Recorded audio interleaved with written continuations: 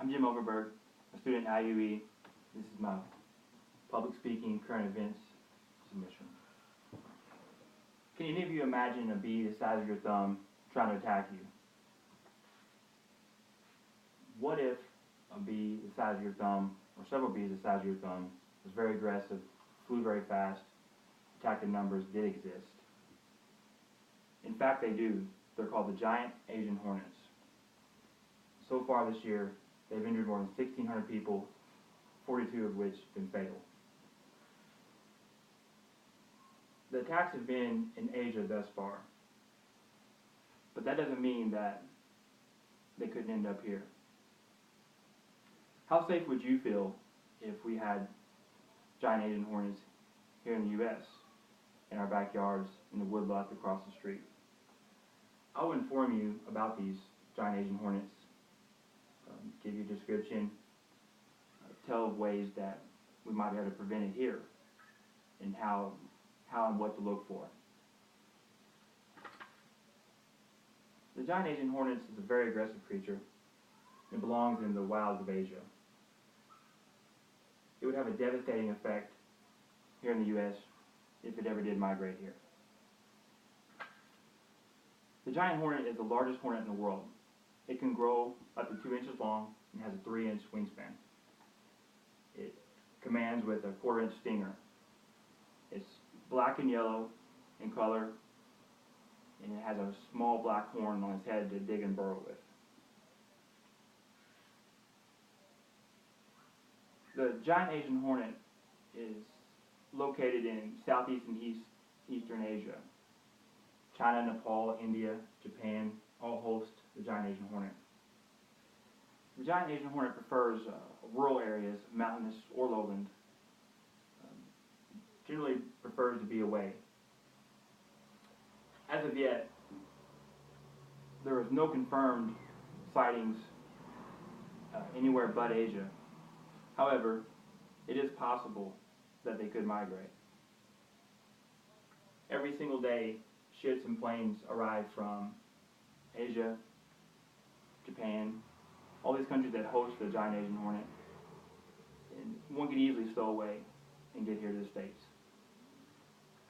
That might sound like a stretch, but let me remind you of the emerald ash borer. It's also an Asian insect. It arrived here 20 years ago within some wood product on a cargo ship or plane from Asia, and today it's infested our hardwood forest, and it's caused millions of dollars of damages and has damaged our ecosystem. So it is very possible that insects could arrive from Asia and thrive here. The giant hornets live in nest colonies. These nests can range in size from 1 foot to 5 foot in diameter and width. They prefer to locate their nest in treetops, the base of bushes, attics, outbuildings, out of the way of things, pretty much. Inside the nest, a queen will reside. She will have with her up to 1,500, 2,000 worker hornets, and there will also be 1,500 or so larvae that the queen has laid. After the warm season in a year, the queen will leave the nest and burrow to find a warmer spot to survive the winter. And most of the worker hornets will die off, and that's the primary population control for the giant Asian hornet. The giant hornet preys on insects and bees. It's very aggressive with animals and humans if they're disturbed or they feel like they've been encroached upon. The giant Asian hornet prefers to prey upon honeybees for food. How they do this is a hornet scout will go out, seek out a colony of honeybees, and when it locates one, it'll release a pheromone from his body. And upon that pheromone, it acts as a signal to a hunting party of 30 or so hornets that will join the scout and attack a honeybee colony. 30 hornets can destroy up to 30,000 bees in 3 hours or less.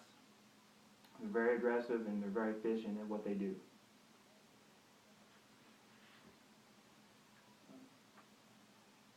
hornets have attacked 1,600 people this year, 42 of which have died. One of the characteristics of the hornet is that it's within its stinger it has neurotoxin, and in that neurotoxin it contains an acid that destroys red blood cells and protein. It leaves a bullet-sized wound, and it can cause kidney failure. Dialysis would be required if you're stung enough times. And that's very important. Chinese officials recommend that if you've been stung more than 10 times, you need to seek medical treatment immediately. Global warming is attributed to the outbreaks this year. Warmer winters cause better survival rates of the queens. Warmer summers promote better reproduction for the hornets. No doubt increased human population is to blame as well. More human population expands housing out into the rural areas, and of course there's going to be interaction. Officials in China have been dealing with this by locating the hornet nest at daytime, coming back at nighttime and destroying them with flamethrowers when the hornets don't fly. And it's pretty manual, and it's effective, but it doesn't completely handle the problem.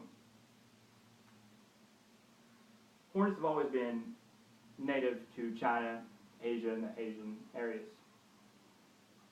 It hasn't really affected the Chinese ecosystem. However, if they did migrate to the U.S., it would devastate our ecosystem and possibly our economy as well.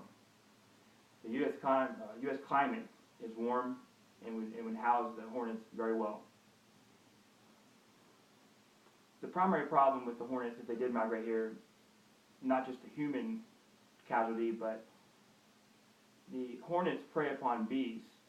And here in America we have the European honeybee, and the European honeybee, it cannot sustain the high temperatures as the Japanese honeybee can. It could not develop a defense as well, and they would be diminished quickly. The problem with that is the honeybee pollinates the majority of our crops, much of our crops, plants, and much of our agriculture. The diminishing bees would cause much havoc in our agriculture system and ecosystem. The ways we could prevent the migration in a long-term sense would be for all of us to try to reduce, reuse, and recycle more. Try to be more energy efficient. If we happen to see a hornet that fits the description I've given you, or a nest that large, call the farm co-op, your local farm co-op, or the DNR, the Department of Natural Resources, and report it immediately so they can deal with it. It is possible that the giant hornets could migrate here, stow away on an Asian freighter over here to the States. Keep in mind, watch for it. If you happen to see it, report it. Reach out to loved ones, tell them about the problem. We can all help in the prevention. Remember, it's better to be safe than sorry.